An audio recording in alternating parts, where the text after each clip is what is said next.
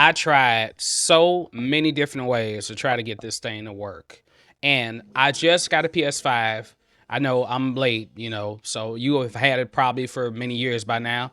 But I could not figure out how to get my PS5 DualSense controller to work inside of my PC. But after doing some research and after trial and error of using a bunch of different cables and things like that, I came to two conclusions. One, if you have a PC computer, whether it's a laptop or a desktop, and you do not have a Bluetooth adapter attached via motherboard or external, then you will not be able to use this controller Bluetooth wise. So you notice I have a cable plugged up into it. And the reason why I have the cable plugged up into it is because this is the only way this will work right now.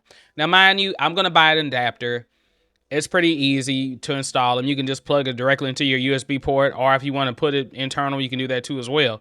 And they're pretty cheap, so I'm gonna do that route. But I wanted to get this working because I have here my PlayStation Plus, and I did not even know that there was a PC app for it. So I want to be able to play games on my PC, and I've been playing a game Life is Strange lately, and for some reason it works great on PS5. But when I brought it to the PC and I had the controller, but I couldn't get it to register right.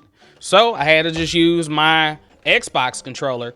So you want to, first of all, use a USB-A to USB-C connector of some sort. That was fine. I was able to plug it up and it was giving me a signal, but this is what was going on. When I would plug it up, I can go down here in my right corner, and when it was plugged up, it was showing me as a sound device, and I didn't want it as a sound device. I wanted this to be like a direct input. So the first thing is that when you plug it up and you do get it as an audio interface or a sound device, you can change that. Right click, go to open sound settings, and here you can see choose output. Now, right now, you don't see it anymore because I disabled it, but normally you will see it pop up as a DualSense. And what you want to do is go ahead and disable that for the output and the input, because this has a speaker and it has a microphone built in on it. This is what you want to go to. You want to go to DS4 Windows. All right. I didn't even know anything about this, but DS4 Windows, it does have a lot of ads and stuff that pop up here. That's okay. I'm very skeptical when I download or install anything on my computer because I worked on computers for many years and I know you can deal with viruses and things like that. But this worked perfectly, and I'll show you how to set it up, so don't go anywhere yet. So here, what you want to do is, it talks a little bit about it. You can go down and shows you how it's kind of like a virtual emulator of the controllers. And then what you want to do is go ahead and click on download. All right. And it should download right away. You might see some pop-ups. That's fine. And it gives you an indication here. Before you open DS4 Windows, you need to install the required drivers. Okay. I'm going to click on that so you can see that. Out of the required drivers, the only one that I really installed was the virtual gamepad emulation bus. You can click on that. It is a little tricky to try to navigate where these things are, like when you're trying to download them. So here, right here, if you click download, all right, it's going to give you this screen, and then you'll see a lot of pop-ups and stuff. And be careful what you try to click on to, because sometimes it might be trying to get you to install something else, but you want to just install. So I press download again. All right, don't need this. I'm going to exit out of that. And this is where you should actually see it at. Download right here, download Vigum Bus, and then press download. And then once you download that, it's a simple .execute file. You install it. I installed it somewhere else. I don't want to install it right directly on my main hard drive. I did install on a different hard drive. I advise you do that just to be on the safe side. But it worked great. And then from there, like it gives you, Windows Library Frameworks. I mean, you probably will have this already. I doubt you would need to install this. But if you do need to install anything additional, it will let you know. And then, of course, the application. And so once you download everything, it's going to come as a download.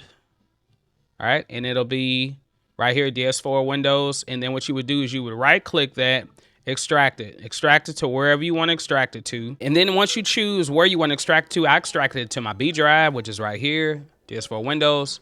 And then you want to click on the DS4 Windows application. It looks like this, very colorful. And you want to click on that. And then once it installs, you should see this pop up. Okay. All right. And once you install it, this is how you're going to really go about setting up. Now, I had to work with this a little bit because I had a program, or not program, but a game that I was playing called Life is Strange. I'm playing it right now. My daughter's got me playing it anyway. But I was trying to play it on the PC, and there's some buttons that you need, like this multi-touch button, you know, that has different operations on the PS5. So what I had to do was I had to go in here and I had to change the settings, and I'll show you how to do that. So basically, first, if you click on, like, let's say you want to click on multi-touch right, all right, it's going to bring up this. All right. And right now you see it set for this, but you can actually change, you know, like if I didn't want the touchpad to be that, I wanted it to be something different, I can do that. Like if I wanted the touchpad, click on it and it pops up, and maybe I didn't want it to be that. Maybe I wanted it to be a different option, different mode. You can unbound it. You can shift the modifier. So shift modifier, then you can go down here and change what you want to be what. So you can really remap this, which I found handy. But what I had to do was a simple, where is it at? I just had to select a preset. Yes. So click select preset, and then right here where it says gamepad, of course there's a few options here. I'm just leaving it on gamepad. And then what I did was I changed the Xbox 360. It was set on that. I changed it to the DualShock 4. And then once I press apply, then it worked great. But for some reason, it was set up for the Xbox controller. So every single time that I kept trying to like press something for this particular game, it would not work right. It kept bringing up the main menu. So this DS4 works great. Now, it does have to stay enabled. It'll stay at the bottom of your screen, or the bottom of your desktop, basically. It does stay at the bottom. It doesn't seem like it's affecting anything. It's just so it stays connected. This is Just a Vibe. Please subscribe.